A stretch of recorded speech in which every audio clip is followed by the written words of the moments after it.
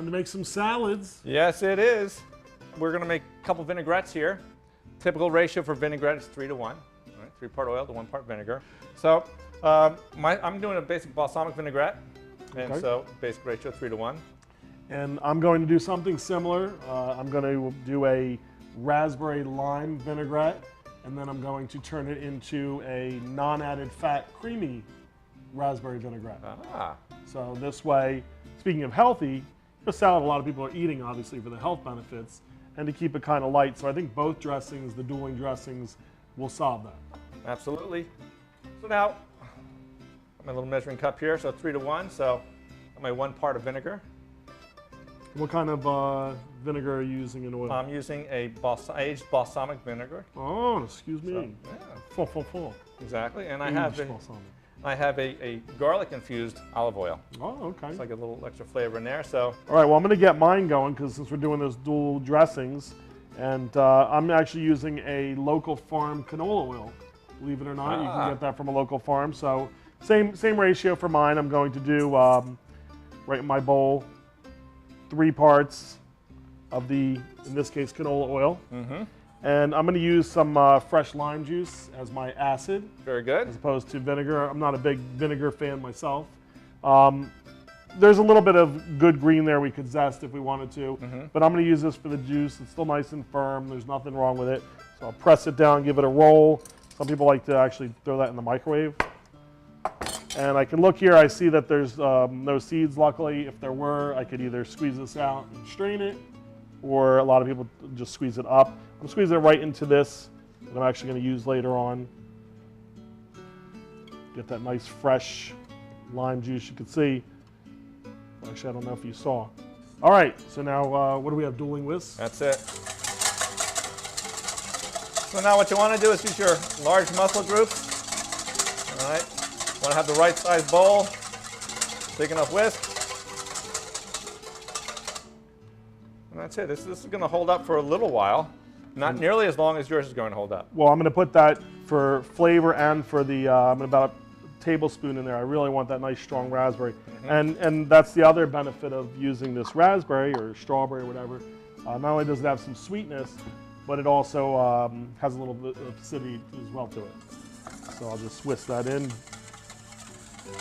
I'm going to put a little bit of dried Italian seasoning in. That's a good idea. I'm glad I thought of that. Little salt and pepper. Okay. You notice when we work with large containers like this, you're gonna put it in your hand first, and then put it into your bowl. You don't want the lid to come off and just ruin everything. That would not be a lot of fun. So now I'm going to be more environmentally astute. There you go. Word of the day, astute. Astute. And when I taste my dressing here, I'm actually going to use the greens that it's going to be going on. Sometimes, especially if you have a sweeter dressing, and you want to make sure that it goes with a green that accompanies it quite well. Arugula is a little peppery, a little more bitter. Absolutely. So,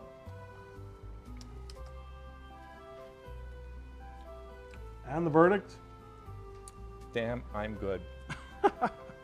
So I like to start when you use this high speed because it is very powerful. Start off at a low variable, then turn it up.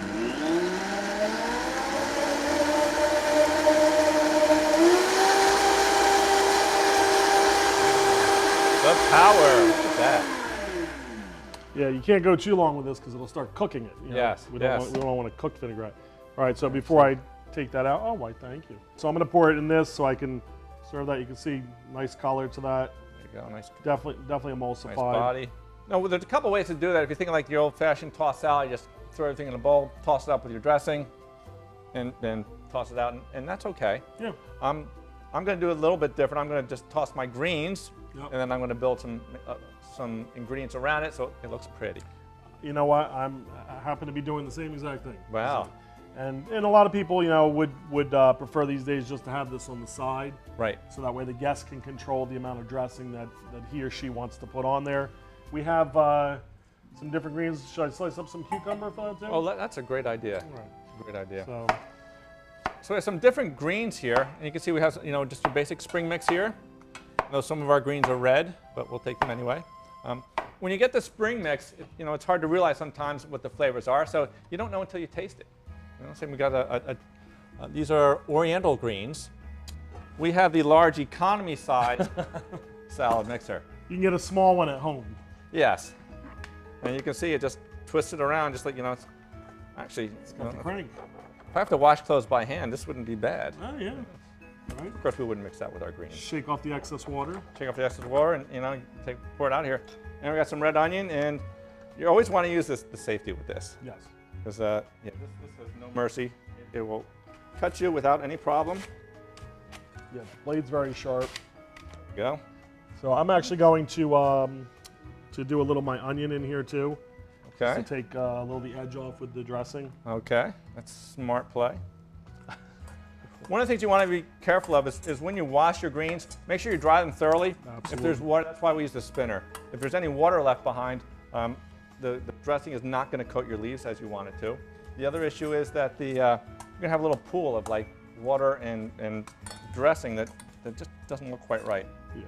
So I dress these pretty aggressively, and if you feel they're too aggressive, what do? You just put a few more leaves in there and have that soak up some of the dressing. So I always like to, I was always taught to just let my greens fall in there so that my salad has a little bit of height. Not. You don't want to crush it up. No. And then I got my nice onions that have a little bit of that dressing. Just lay those like that. And we have so many other things that we can add to our salad. If we wanted to, we could have taken some stale bread or some leftover baguette or whatever we had floating in the freezer, cubed it up, tossed it with some oil or butter, some herbs, made some croutons. We could have done that. All right, so I have my roasted vegetables. Beautiful. These are very nice. And these are things you can do ahead of time, everything you want. Oh, absolutely. If you want to grill a steak or a piece of chicken or some shrimp, you can add those proteins to it as well. So just get some color going with these. Got a nice local hot pepper. Ooh, he knows I have delicate taste buds. Now it just ruined my taste buds completely. So, but now we could ask you, which salad would you rather have? The one with the roasted vegetables and a nice balsamic vinaigrette, or the one where you have to eat flowers to get to your salad? Is that me? No, I don't know who else it could be. See, now I am putting the hot peppers in. All right. You prefer the raspberries, right? Yes, indeed. So I'll take those off. Okay. I'm sure there's still a little of that nice hotness. All right, so there you go. A couple good-looking salads here. There you go. One better than the other. You decide.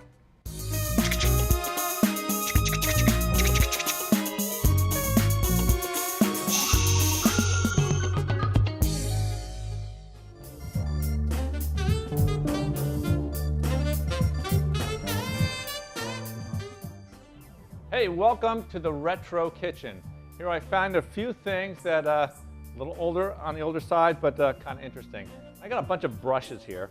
This one is actually from the Fuller Brush Company, kind of very old school, but still looks brand new. This one, it looks like it's something you get at, at one of those box stores to paint, but it's actually a kitchen brand that's on there. I wouldn't want to use that. This one was 29 cents. It was still in the wrapper when I found it.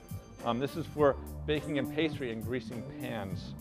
This one is kind of interesting. This brush was actually made to remove grease. And what you would do is you'd sop up any grease that floats to the top of a pot, and then you'd go wring it out and go back and do the same thing again. I don't know how practical that is, but this one's kind of interesting. It's a pastry brush, and it has a little pastry cutter on the end. But again, very expensive plastic. This was kind of a neat idea. You put it on a bottle of like barbecue sauce and paint your stuff with it. And, the barbecue sauce just ends up in there. Nowadays, brushes are much more efficient. We have our silicone brushes, withstand 500 degrees. They're completely sanitary and a much better product. You can actually even take them apart so they're easier to clean. Brushes are pretty cool, retro. Chef Jen, you're here. Hey, Chef. Nice to see you. Welcome back. Thank you. Good to be back. We're glad to have you back. Former instructor here, but now you're off on your own and you've opened your own place Yes. called Good. Lily Pies. Yeah. So let's start with the name. Where did the name Lily Pies come from? They came from these little pies. So when we first started, we were just baking for caterers and for cafes, and people really liked these little pies. They were just delicious, easy to serve. What's not to like? What's Sure. not to like, right? So they said, you need to name those pies. And so we thought of all these different things that meant little pie, and we didn't want to call them little pie. That sounded too boring. So we checked on Poco pie, didn't like the way it sounded. Petite pie sounded too French. We wanted it to be an American pie, so we called it Lily pie. Lily means little in Dutch. Reminded us of Lilliputians and Lilliput and Gulliver's Travels and all of that. Oh, very cool. Yeah, so And they are delicious. thank you. So you have not just lily pies there, you have quite a bit going on at your place, right? We do, There's we more. do. Yeah, we have full-size desserts as well, but we are becoming known for our sandwiches, actually. Ah, Yeah, so we do lunches. We serve locally sourced turkey that we brine and roast ourselves. We make a really great grilled cheese. We make our own breads, our own sourdough breads.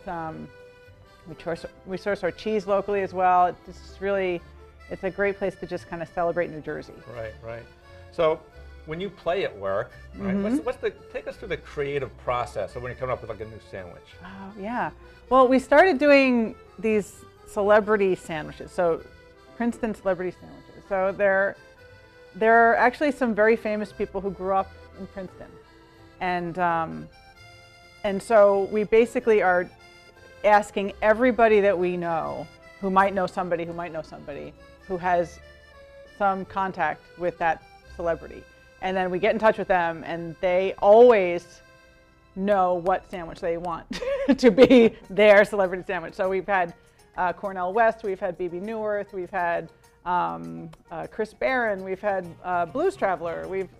It's really taken off in a huge degree. So it's pretty fun. It's a lot of fun. Oh, that's awesome. Yeah. So now, obviously, you're very passionate about what you do, and this is a tough industry. So when did you decide that, okay, I'm very passionate about this, and this is what I want to do? So when did it dawn on you that, okay, this is the right move, this is what I need to do?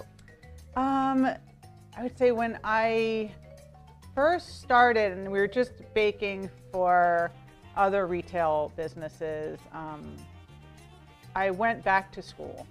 And I studied restaurant management, and I wrote a business plan, and I thought really long and hard about what the best possible place would be to serve what we make. And I was trying to think outside the box. I was thinking with no limits at all. And so I thought we have to have open mic nights. We have to have all local ingredients. We have to work with our farmers. We have to, we started at farmers markets, and so we really wanted to keep those contacts alive and keep working with them.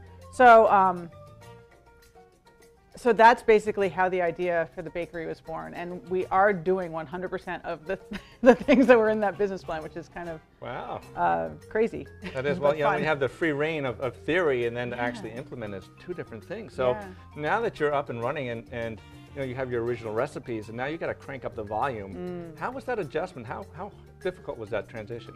Our team is fantastic, I have to say, and a lot of them were trained here at Mercer County Community College.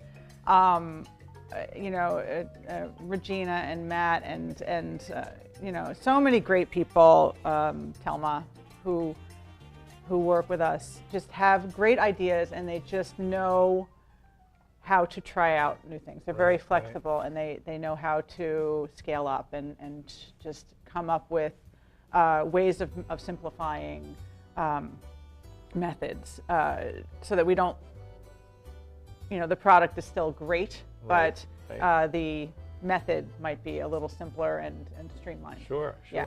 Now, how do you find the challenge of balancing your business life with family life?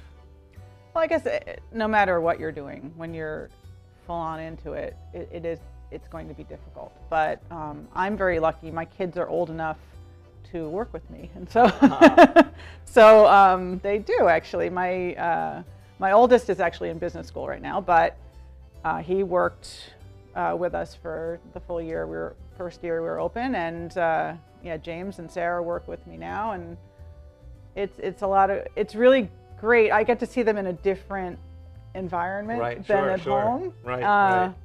And it's actually a lot of fun. They're fun people to work with. That's right, because I've worked with my daughter, and at work, she could keep the place spotless. Her room, Yeah. Yeah, right. not so much, Yep. but that's okay. When she's on the clock, it's all good. Yep. So we're gonna go in and you're gonna make us a pie. What are you gonna make for us today? We are going to make an apple pie. Ooh, this one up here? Yep, an apple crumb pie. Just like that one. Awesome. Well, we're gonna go to the kitchen and I'm gonna let you bake. Okay. Because I'm just that nice. Oh, thanks. All All right, right. this way, Chef Frank is waiting. All right. Well, Chef, I see the individual serving lily pies here. Is that what you're going to be making for us today? Actually, no. We are going to make a full-size 9-inch apple pie today. My size. Yeah, There we go. absolutely. Absolutely.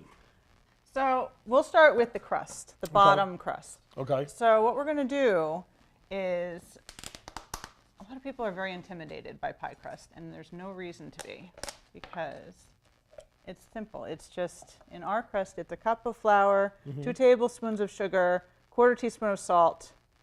Is in this.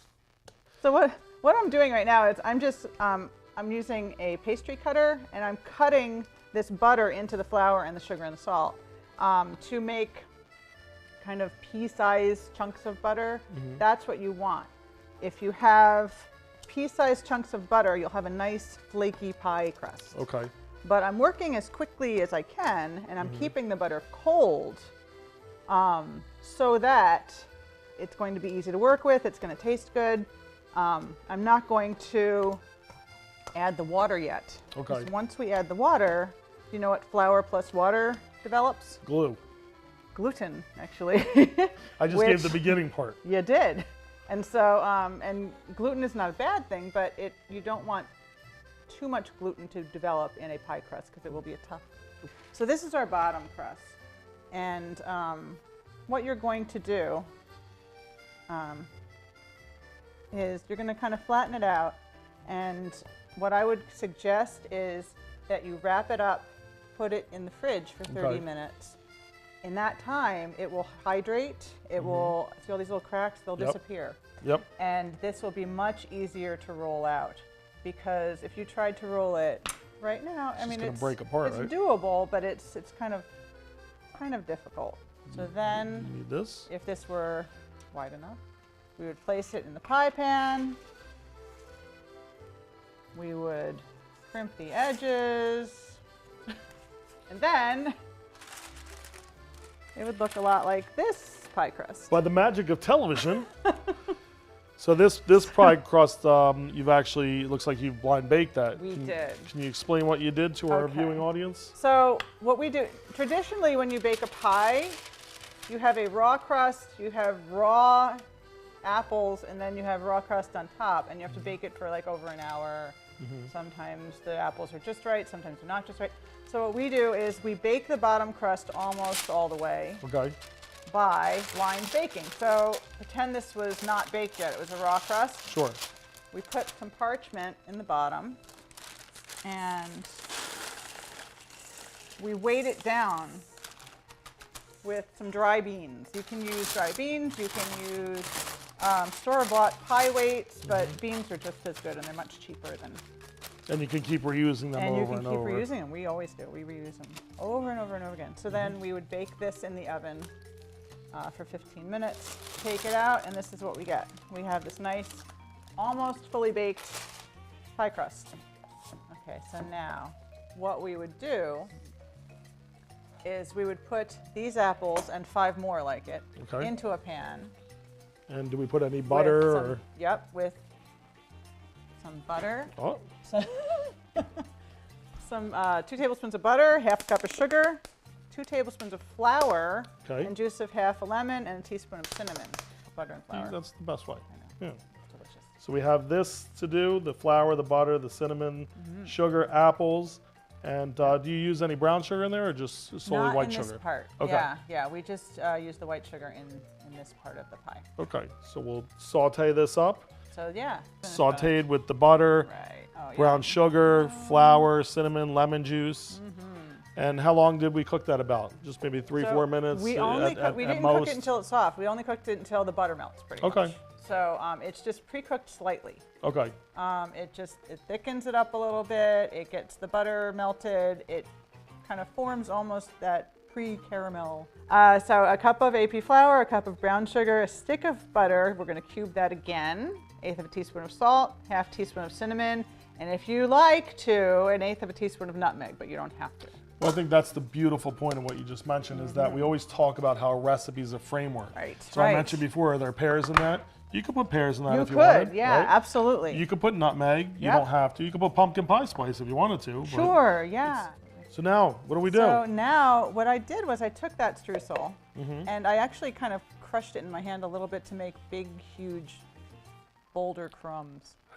I like that. So, yeah. I think that's gonna, when it comes Yeah. out of the oven, is gonna be Yeah. fantastic. Ah, How's that? beautiful. Magnificent. Yes. There's a big pieces of the crumble that you That's talked right. about. Rumor has it that the pie was done, That's perfect timing. you know? If there's food to eat, I'm there. It's March 14th over here. That's Pie right. day. There you go. Every day.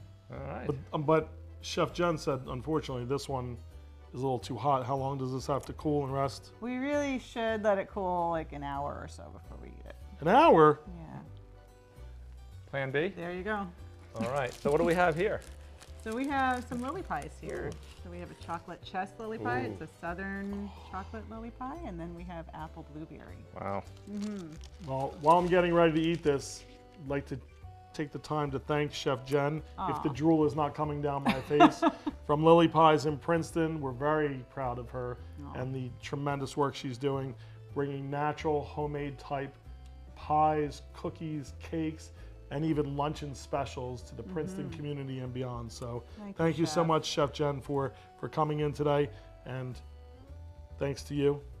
We're very glad you could join us. Aw, Thank you, Chef. Chef. And now it's time to eat. Yeah.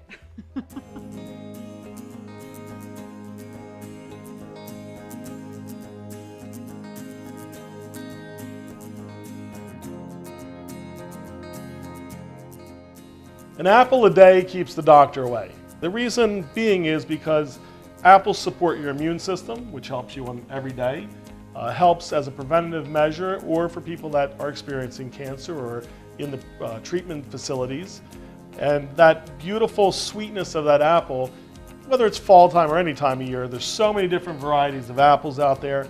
They detoxify your liver, the natural way to detoxify your liver. Did you realize, Tricia, that women have as much as a 28% chance of reduction of diabetes type 2 from eating an apple a day? I did not know that. See, that natural sugar, it's a slower carb.